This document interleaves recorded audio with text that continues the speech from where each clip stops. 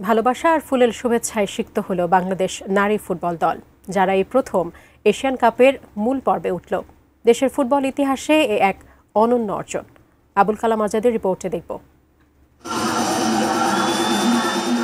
রাতের শেষ প্রহর, ঘুমন্ত নগরী যেন জেগে উঠেছে।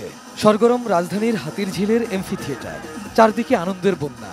এমন মুহূর্ত বাংলাদেশের ফুটবল ইতিহাসে বিরল। সংবর্ধনায় সিক্ত বাংলাদেশ নারী ফুটবল দল, যাদের চোখে মুখে একরাশ উল্লাস।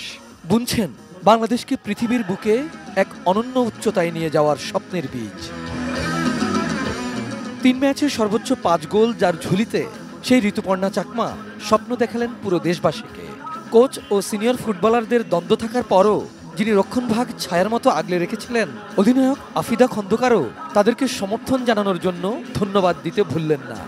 শুধু সাউথ এশিয়া না, আমরা যেন বিশ্বমঞ্চে দেশকে আরো অনেক দূর নিয়ে যেতে পারি। আপনারা আমাদের উপর বিশ্বাস রাখবেন, আমরা আপনাদেরকে নিরাশ করব না। This really speaks a volume of who you are and what you guys are made of. Bangladesh is proud to have you.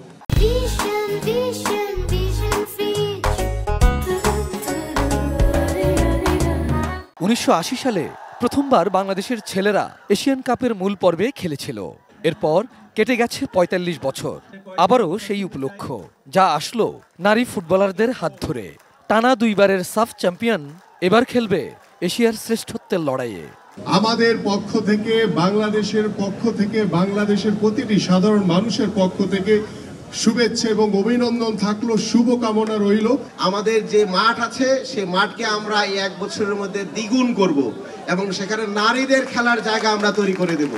বাহরাইনকে 7, স্বাগতিক এবং শক্তিশালী মিয়ানমারকে 2, আর শেষ ম্যাচে তুর্কমেনিস্তানকে 7 গোলে হারিয়ে অপরাজিত গ্রুপ চ্যাম্পিয়ন বাংলাদেশের মেয়েরা। সব মিলে এই টুর্নামেন্টে বাংলাদেশ নারী দলের কাছ থেকে প্রতিদ্বন্দ্বীদের হজম করতে হয়েছে 16টি গোল। অতীতে এমন অপ্রতিরোধ্য নজির খুব একটা দেখা যায়নি। 2026 সালের মার্চ মাসে নারী এশিয়ান কাপ অনুষ্ঠিত হবে অস্ট্রেলিয়ায়, যেখানে মাঠের লড়াইয়ে ঋতুপর্ণা আফিদারা লড়বেন বিশ্বকাপ মাতানো অস্ট্রেলিয়া, চীন, উত্তর কোরিয়ার বিপক্ষে। রোববার রাত 1টার দিকে মিয়ানমারের ইয়াঙ্গুন থেকে ঢাকার হযরত শাহজালাল আন্তর্জাতিক বিমানবন্দরে পৌঁছায় নারী ফুটবল দল। 6.5 ঘন্টার ভ্রমণ ক্লান্তি নিয়ে দেশের ফুটবলের সবচেয়ে বড় অর্জন ভাগাভাগি করে নিতে যেন তর সই ছিল না তাদের।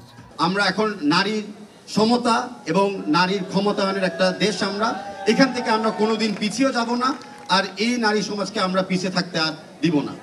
Abul Kalam Azad, ATN news, Dhaka.